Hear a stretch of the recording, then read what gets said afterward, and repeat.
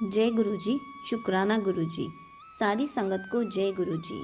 आज मैं आप सबको बताऊंगी कि पूजा करते वक्त या मंत्र जाप करते वक्त या गुरुजी का ध्यान करने पर हमें उदासी क्यों आती है।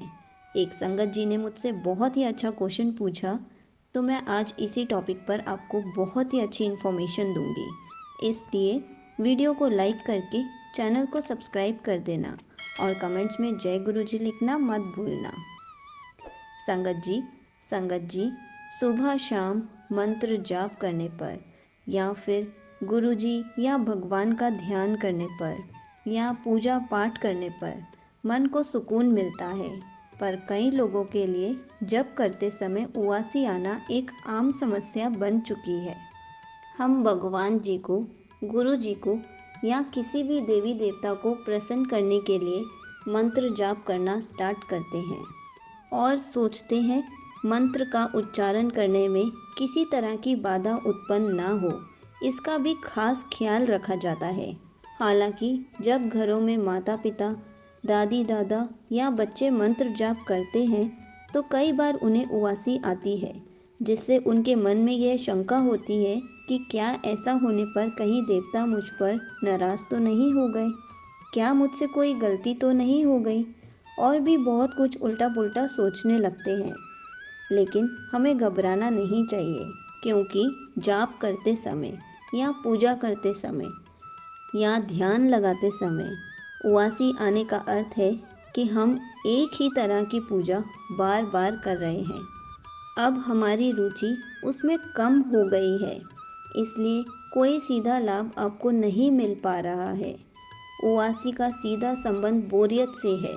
जिस प्रकार खाली बैठे रहने पर या कोई फालतू कार्य करने पर हमें उस कार्य में बोरियत महसूस होती है और उदासी आती है, उसी प्रकार रोज़ एक ही तरह से मंत्र जाप करने पर या पूजा करने पर सही से उच्चारण नहीं हो पाता, यह विधि पसंद नहीं आती है, तो यह निश्चित है कि उसे उदासी आएगी ही।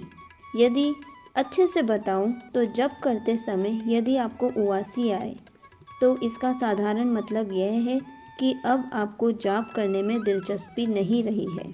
आपका मन मजबूरी में इस कार्य को कर रहा है और वो सोच रहा है इसे छोड़कर किसी और कार्य को क्यों ना किया जाए जिसमें थोड़ा सा मज़ा आए, थोड़ा सा नया हो, थोड़ा सा चेंज हो जाए। अगर आपके साथ यह नियमित रूप से हो रहा है तो इसका सीधा अर्थ कि जप में आपका मन नहीं लग रहा है और आप दिल से नहीं बल्कि एक नियम के तौर पर इस काम चलाऊ प्रक्रिया का पालन कर रहे हो।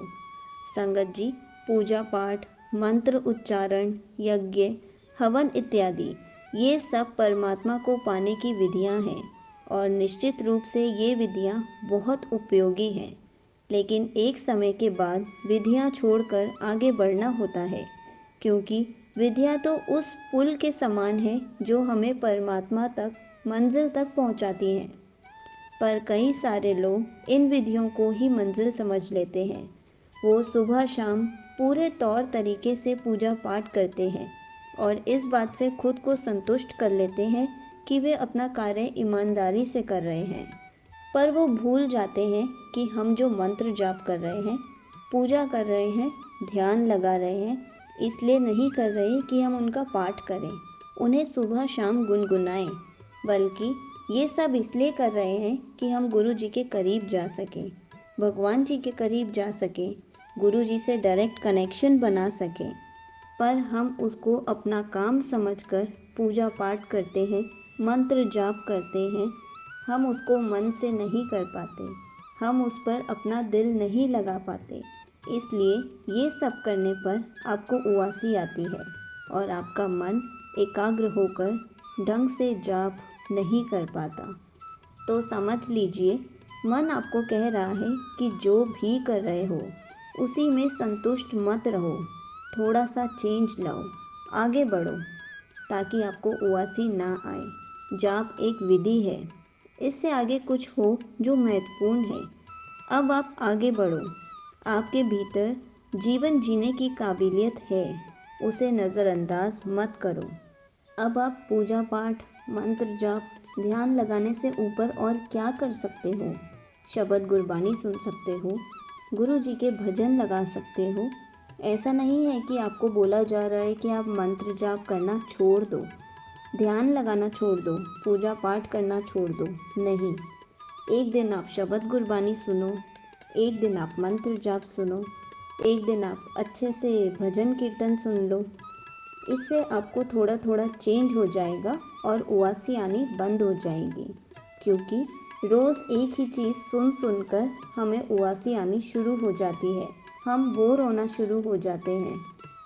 इसको मैं एक छोटे से सत्संग के थ्रू आपको समझाने की कोशिश करती हूँ। एक व्यापारी था जो राम जी को बहुत ज़्यादा मानता था। एक व्यापारी जो सुबह नहा धोकर मंदिर में राम जी के आगे सर झुकाता है और फिर ठीक 8 बजे अपने धंधे में बैठ जाता है।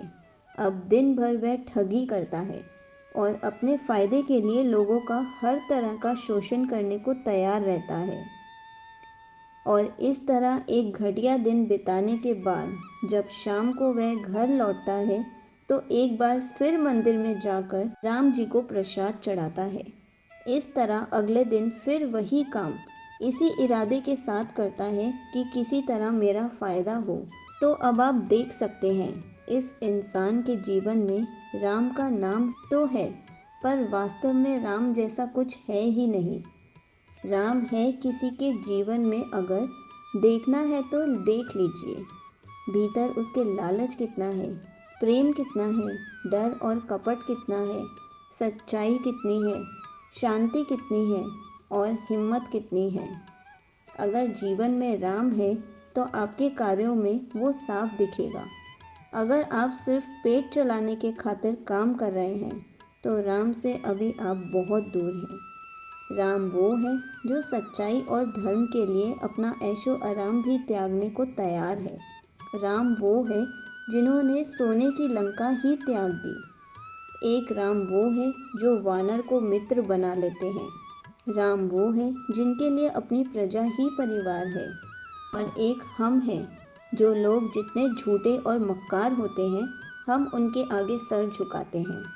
हम एक लालची लोग हैं जो 2 ग्राम सोना नहीं छोड़ सकते। हम वो हैं जो मित्रता किसी की औकात देखकर करते हैं। हम वो हैं जिनके लिए अपना छोटा सा परिवार ही दुनिया है, जिसके लिए हम किसी का भी शोषण करने को तैयार रहते हैं। तो बताइए, किसी तरह से हमारे जीवन में राम या गुरु जी दिखाई देते हैं? नहीं, हम तो अपना फ़ायदा देखने वाले लोग हैं। इसलिए लाखों में कोई एक होता है जो गुरु जी के जैसा सच्चा जीवन जीने की हिम्मत रख पाता हो। ऐसे लोगों की संख्या बहुत कम है, पर आप जानकर चौंक जाएंगे कि ऐसे मनुष्य का जीवन सार्थक होता है और उन्हें बार बार जन्म मरण के इस चक्र से मुक्ति मिल जाती है। अब आप पर निर्भर करता है, आप गुरु जी के बताए हुए नियमों के अनुसार जीवन जीना चाहते हैं या फिर एक घटिया और असफल जीवन जीना चाहते हैं। अगर आपको गुरु जी से रिलेटेड कुछ भी पूछना है तो आप कमेंट्स में पूछ सकते हैं।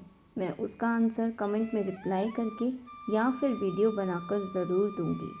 जय गुरु जी, शुक्राना गुरु जी।